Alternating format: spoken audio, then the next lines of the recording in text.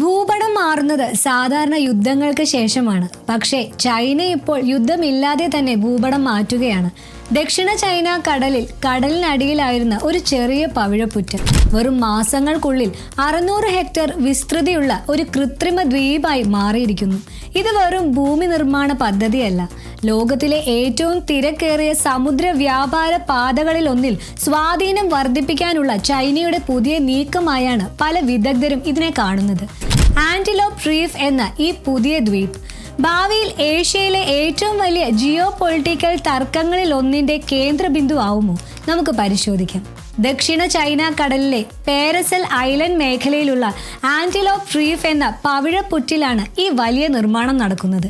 കുറച്ചു മാസങ്ങൾക്ക് മുൻപ് വരെ വെള്ളത്തിന് മുകളിൽ വളരെ ചെറിയ ഭാഗം മാത്രം കാണാമായിരുന്ന ഈ പ്രദേശം ഇന്ന് വമ്പൻ കൃത്രിമ ദ്വീപായി മാറിയിരിക്കുകയാണ്. ഡ്രെഡ്ജർ കപ്പലുകൾ കടലിന്റെ അടിത്തട്ടിൽ നിന്ന് ദശലക്ഷക്കണക്കിന് ടൺ മണൽ ശേഖരിച്ച് ഇവിടെ പുതിയ ഭൂമി സൃഷ്ടിച്ചു. ഉപഗ്രഹ ചിത്രങ്ങളിൽ ഏറ്റവും ശ്രദ്ധേയമായി കാണപ്പെടുന്നത് ഏകദേശം 2.7 കിലോമീറ്റർ നീളമുള്ള ഒരു നേരായ ഭൂഭാഗമാണ്.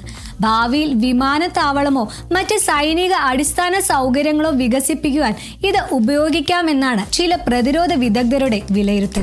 പ്രാദേശിക സമ്പദ് വ്യവസ്ഥ മെച്ചപ്പെടുത്താനും അടിസ്ഥാന സൗകര്യങ്ങൾ വികസിപ്പിക്കാനുമാണ് ഈ പദ്ധതി എന്നാണ് ചൈനയുടെ ഔദ്യോഗിക വിശദീകരണം.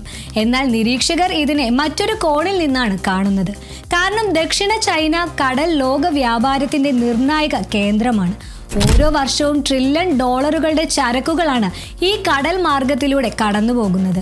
ഈ മേഖലയിലെ നിയന്ത്രണം വർദ്ധിപ്പിക്കുന്നത് സുരക്ഷാ നേട്ടം മാത്രമല്ല, സാമ്പത്തികവും തന്ത്രപരവുമായ നേട്ടവുമാണ്. ഇത് ആദ്യമായല്ല ചൈന ഇത്തരത്തിൽ കടലിൽ കൃത്രിമ ദ്വീപ് ഉണ്ടാക്കുന്നത്. 2013 മുതൽ 2015 വരെ സ്പ്രാറ്റ്ലി ഐലൻഡ് മേഖലയിലെ നിരവധി പവിഴപ്പുറ്റുകൾ China വികസിപ്പിച്ചിരുന്നു.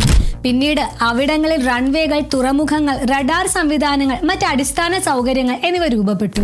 Mischief reef, Subi reef, fairy cross reef തുടങ്ങിയ പ്രദേശങ്ങൾ ഇന്ന് ചൈനയുടെ തന്ത്രപ്രധാന കേന്ദ്രങ്ങളായാണ് കണക്കാക്കപ്പെടുന്നത്.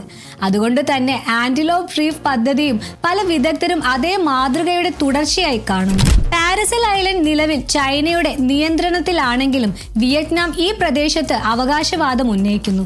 ഇതോടൊപ്പം മത്സ്യസമ്പത്തും എണ്ണപ്രകൃതി വാതക നിക്ഷേപങ്ങളുടെ സാധ്യതയും ഈ മേഖലയെ കൂടുതൽ പ്രാധാന്യമുള്ളതാക്കുന്നു. കഴിഞ്ഞ കുറച്ച് വർഷങ്ങളായി വിയറ്റ്നാമും സ്വന്തം നിയന്ത്രണത്തിലുള്ള ചില ദ്വീപുകൾ വികസിപ്പിച്ചിരുന്നു. വിയറ്റ്നാം സ്വന്തം ദ്വീപുകൾ വികസിപ്പിച്ചപ്പോൾ ചൈന അതിനേക്കാൾ വലുതും വേഗത്തിലും നിർമ്മാണം നടത്തി മറുപടി നൽകുകയാണ് എന്നതാണ് പല വിദഗ്ധരുടെയും വിലയിരുത്തൽ. മറ്റൊരു പ്രധാന കാര്യം മനസ്സിലാക്കണം.